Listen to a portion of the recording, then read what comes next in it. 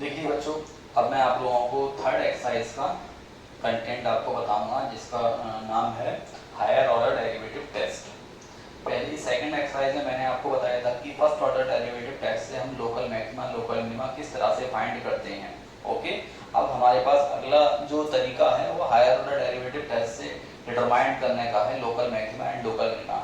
यानी कि local maxima and local minima find करने के लिए हम हायर ऑर्डर डेरिवेटिव टेस्ट का भी यूज कर सकते हैं। ठीक है, और जो कि बेहद इम्पोर्टेंट तरीका है और ये इजी है, यानी कि फर्स्ट ऑर्डर डेरिवेटिव टेस्ट से ज़्यादा इजी तरीका है ये। ओके, फर्स्ट डेरिवेटिव टेस्ट में पहले हम डिफरेंशिएट करते हैं, फिर क्रिटिकल पॉइंट निकालते हैं, उसके बाद नंबर लाइन पर ड्रॉ करके क्या करते हैं, स्लोप डेरिवेटिव का साइन देखते हैं किस तरह से चेंज होता है। लेकिन यहाँ पर ऐसा नहीं करेंगे, यानी कि थोड़ा सा पार्ट तो इसका सेम रहेगा, यानी कि first order derivative test differentiate करके एक्स की वैल्यू तो निकालेंगे, लेकिन उसके बाद फिर देख लीजिए सेकंड ऑर्डर डेरिवेटिव से किस तरह से करते हैं। हाय, देखिए जैसे कि हमारे पास कोई फंक्शन दे रखा है y equal to f x. Okay, suppose that हमने ये मान लिया कि इसका ग्राफ कुछ इस तरह से ग्राफ है इसका। ओके, जैसे कि मैंने आपको बताया कि जब ग्राफ ऊपर जाता है फिर नीचे आता है तो हमें कौन सा पॉइंट मिलता है, पॉइंट ऑफ लोकल मैक्सिमा। और जब ग्राफ बॉटम में जाकर फिर ऊपर जाता है तो ये पॉइंट लोकल मिनिमा होता है, फिर पॉइंट ऑफ लोकल मैक्सिमा होता है। ठीक है, यहाँ पर tangent parallel to x axis हो जाए, ग्राफ टर्न कर जाए। ठीक है, तो ऐसे पॉइंट लोकल मैक्सिमा और लोकल मिनिमा पॉइंट होते हैं।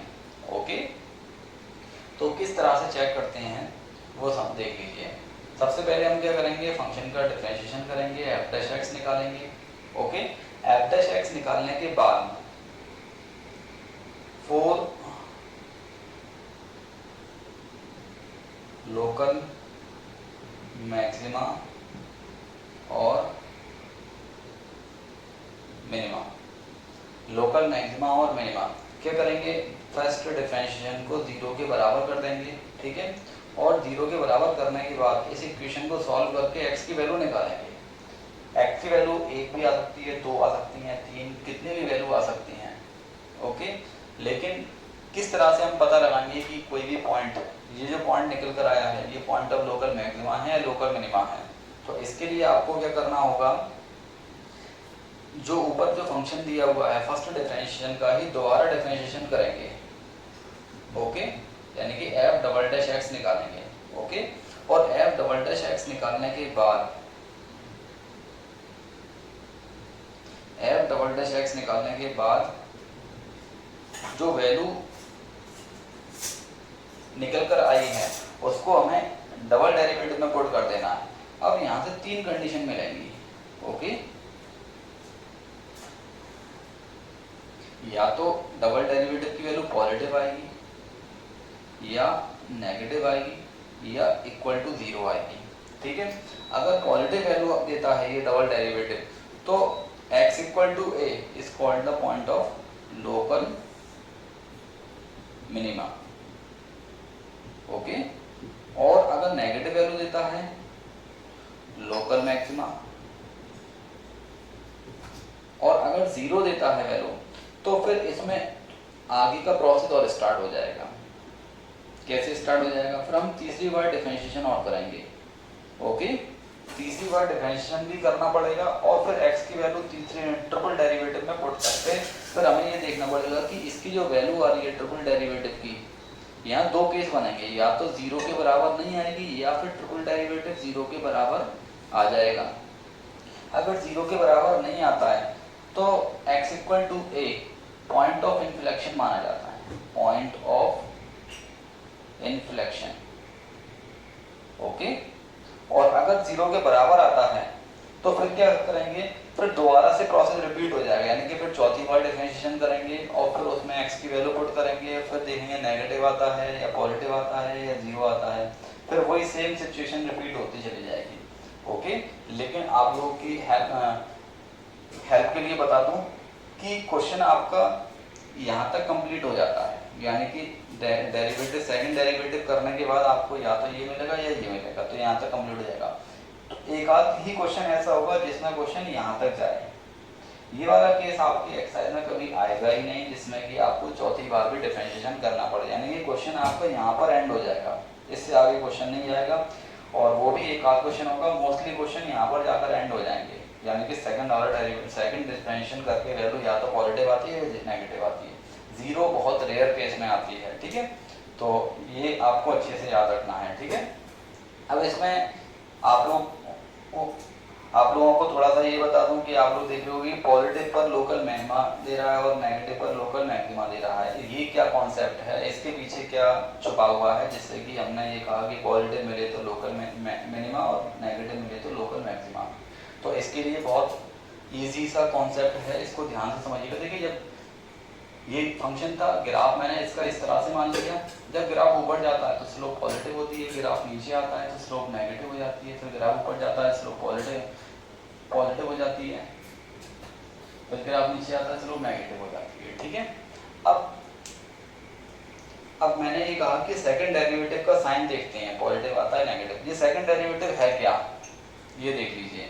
सेकंड डेरिवेटिव है क्या, देखिए dy/dx यानी कि f'(x), इसको हम स्लोप ऑफ द कर्व कहते हैं। dy/dx जैसे कि मैंने आपको टेंजेंट एंड नॉर्मल में आपको पढ़ाया था कि dy/dx slope of the tangent को रिप्रेजेंट करता है, और d2y/dx को क्या ये क्या हो गया f'(x), इसका मतलब हो गया d/dx, यानी कि सेकंड डेरिवेटिव जो होता है वो इस बात को रिप्रेजेंट करता है rate of change of slope with respect to x. जैसे कि आप लोगों ने फिजिक्स में लॉज ऑफ मोशन में भी आप लोगों ने इस तरह का कॉन्सेप्ट सीखा होगा कि rate of change of velocity with respect to time, rate of change of velocity with respect to rate of change of displacement with respect to time, okay. ऐसे ही यहाँ पर rate of change of slope with respect to x, यानी कि यहाँ पर ये slope की रेट को रिप्रेजेंट करता है सेकंड डेरिवेटिव, ओके। तो सेकंड डेरिवेटिव स्लोप की रेट को रिप्रेजेंट करता है, और आप लोग जानते हैं कि किसी भी चीज की रेट अगर बढ़ रही है तो साइन पॉजिटिव आता है और घटती है तो साइन नेगेटिव आता है, ठीक है। यानी कि किसी भी चीज की रेट अगर नेगेटिव है तो इसका मतलब वो चीज घट रही है, और रेट अगर पॉजिटिव है तो वो चीज बढ़ रही है। अब थोड़ा सा ग्राफ पर फोकस कर लीजिए। जैसे कि मैंने कहा कि ये वाला जो पॉइंट है ये लोकल मैक्सिमा होता है, ओके। इससे पहले स्लोप कितनी है, पॉजिटिव है, बाद में स्लोप क्या है, नेगेटिव है। तो कोई भी चीज जब पॉजिटिव से नेगेटिव होगी, देखिए यहाँ पर पहले पॉजिटिव फिर जीरो हो गई फिर नेगेटिव हो गई, इसका मतलब क्या हुआ। अच्छा ये प्लस और माइनस क्या क्या चीज है, ये स्लोप का साइन है, ये डिफरेंशिएशन का साइन है, स्लोप, ओके। जब ग्राफ ऊपर जाएगा तो स्लोप कैसी होगी, पॉजिटिव, टॉप पॉइंट पर स्लोप जीरो हो जाएगी, फिर ग्राफ नीचे आएगा तो स्लोप नेगेटिव हो जाएगी। तो स्लोप पॉजिटिव से नेगेटिव हो रही है, इसका मतलब स्लोप घट रही है, और स्लोप घट रही है तो इसका मतलब rate of change of slope कैसी होगी, नेगेटिव, ओके।